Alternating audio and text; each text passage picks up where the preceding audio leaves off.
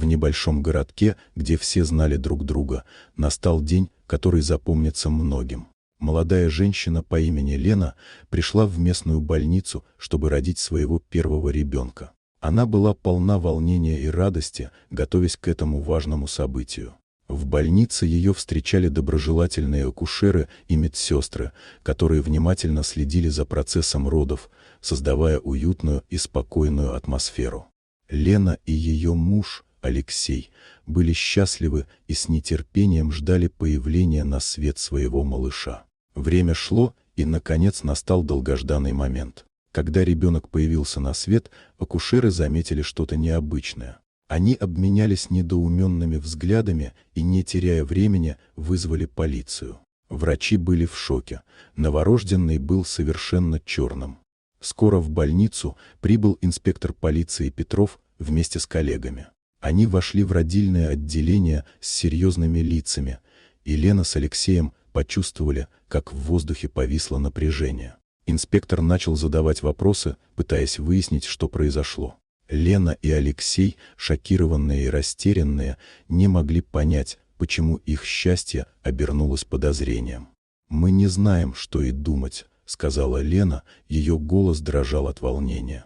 «Это наш ребенок, и мы его очень любим». Она взглянула на своего новорожденного сына, который мирно спал в кроватке, и ее сердце наполнилось материнской гордостью.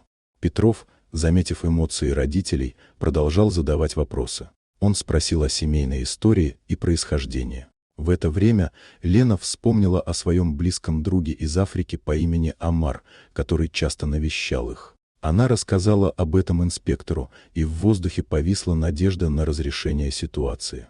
«О, так значит, у вас есть друг из Африки?» — уточнил Петров, его выражение лица смягчилось. Он начал осознавать, что это могло быть просто недоразумение, вызванное генетическими факторами.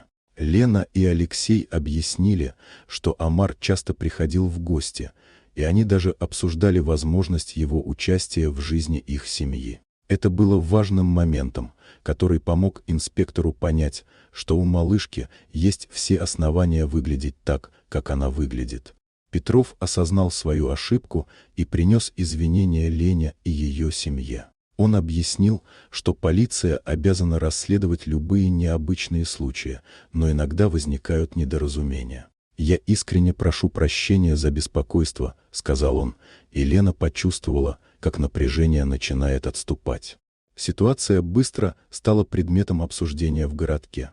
Люди начали осознавать важность толерантности и понимания в таких ситуациях. Вскоре после инцидента в местной газете вышла статья о Лене, Алексе и их новорожденном ребенке, которая поднимала вопросы о расовых предрассудках и необходимости принятия различий. Лена и ее семья стали символом преодоления предрассудков и единства в городке. Местные жители начали обсуждать, как важно смотреть на людей не по цвету кожи или происхождению, а по их характеру и доброте. В конечном счете все поняли, что мы все люди, живущие на одной планете, и должны уважать друг друга, несмотря на различия. Прошло несколько недель, и Лена с Алексеем, несмотря на все переживания, стали активно участвовать в обсуждениях о толерантности и взаимопонимании в их сообществе. Они организовали встречу с соседями, чтобы поделиться своей историей и обсудить, как важно создавать дружелюбную и поддерживающую атмосферу для всех. На встрече Лена поделилась своими чувствами.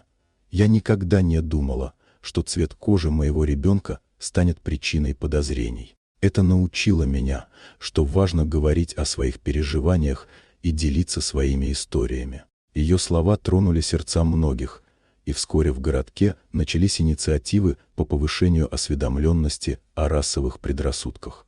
История Лены и ее ребенка стала не просто личной, но и общественной.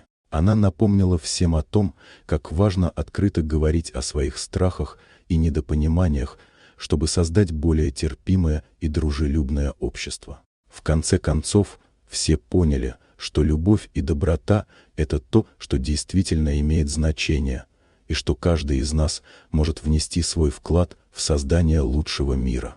Дорогие друзья, Если вам понравилось видео, поставьте лайк, а также подписывайтесь на канал, где найдете еще много интересного.